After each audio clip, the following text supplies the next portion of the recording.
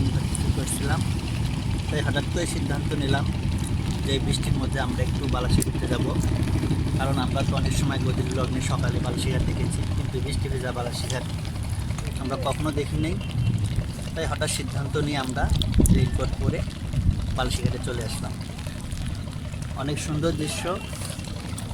বালাসিঘাট থেকে আমরা বাদাম খাচ্ছি পাড়ে বসে, ঘুরি ঘুরি বৃষ্টি হচ্ছে। বৃষ্টিতে বসে পা মেলে বাদাম খাওয়ার মজাই আলাদা। আর একটা জিনিস হচ্ছে, এবার আজকে বালাসিতে স্টিমার চলে এসেছে, পর্যটক আসেনি, ভ্রমণ পিপাসীরাও আসেনি, শুধু আমরাই দুইজন।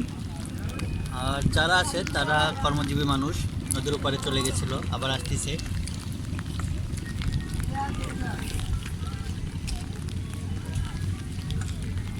আমরা যখন আসি তখন বৃষ্টি কম ছিল, কিন্তু আসার পর বৃষ্টি একটু বেড়ে গেছে, ঘুরি ঘুরি বৃষ্টি পড়তেছে, খুব মজা লাগতেছে।